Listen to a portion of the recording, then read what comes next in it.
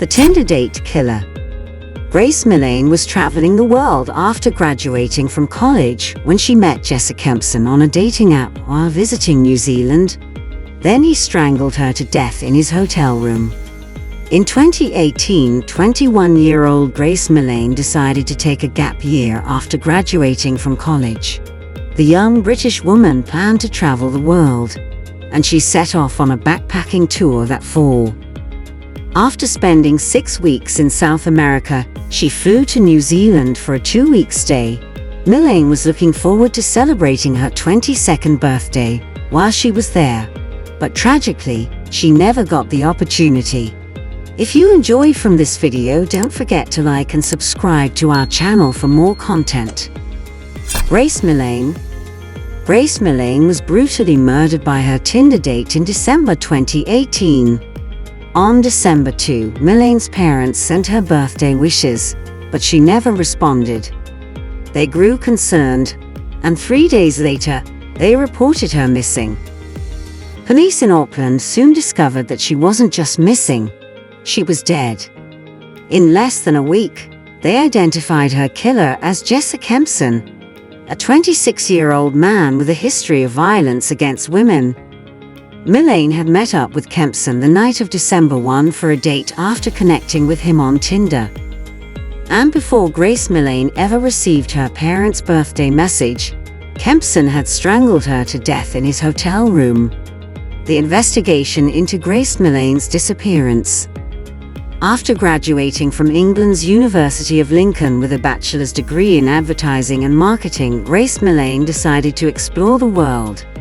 The young British backpacker arrived in New Zealand after spending 6 weeks in South America, eager to begin the next leg of her adventure. Grace Millane at college graduation. Grace Millane was on a backpacking trip to celebrate her college graduation when she was killed by Jesse Kempson.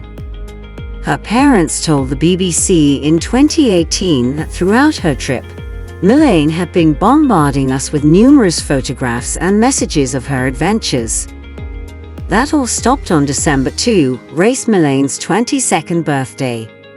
3 days later, on December 5, 2018, Millane's parents reported her missing. While police in Auckland initially believed there was insufficient evidence to say anything had happened to Millane, it only took a few days before they determined that she was no longer alive. On December 8, police officially announced that Grace Millane's case was being treated as a homicide investigation, and they began to retrace her final steps.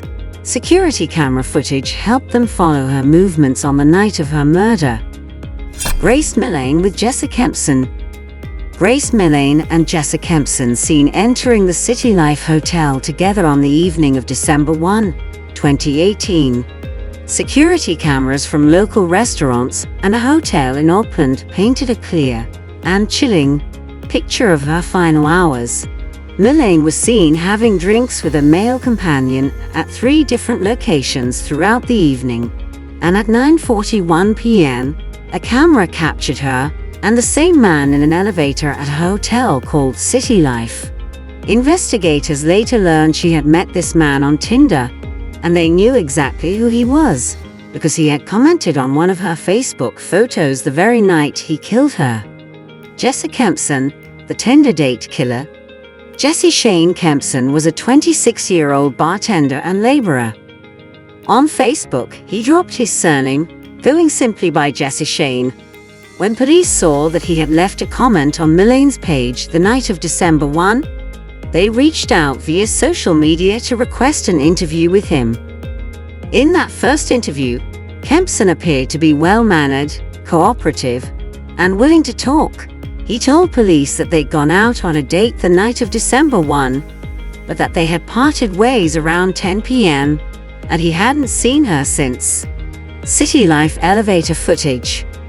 The final images of Grace Millane show her in an elevator with Jesse Kempson at 9:41 p.m. on December 1, 2018. However, police had already viewed the CCTV footage, and they knew Kempson and Millane had taken the elevator to the 3rd floor of City Life. Kempson was seen leaving the following morning. but Millane never appeared on the cameras again. Kempson was clearly lying to the police, and he had just gone from a person of interest to the lead suspect in Grace Millane's murder. He was taken into custody on December 8. The following day, Millane's body was discovered in the mountains about 12 miles outside of Auckland. What happened on the night of Grace Millane's murder? As police found Millane's body, viewed her autopsy report, and continued to speak with Jessica Kempson, they began unraveling the mystery of her death.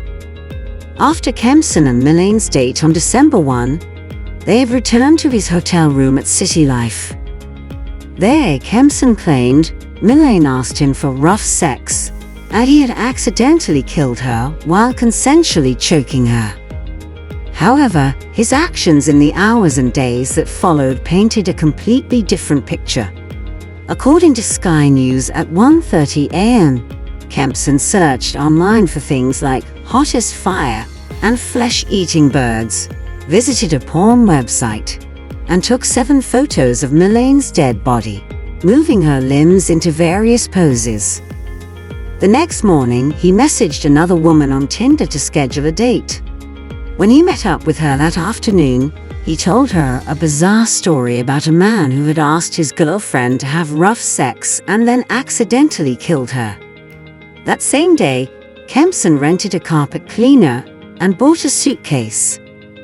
Less than 24 hours after murdering Millane, he smuggled her body down the elevator and out of the hotel and in the newly purchased bag. Jessica Kempson in an elevator.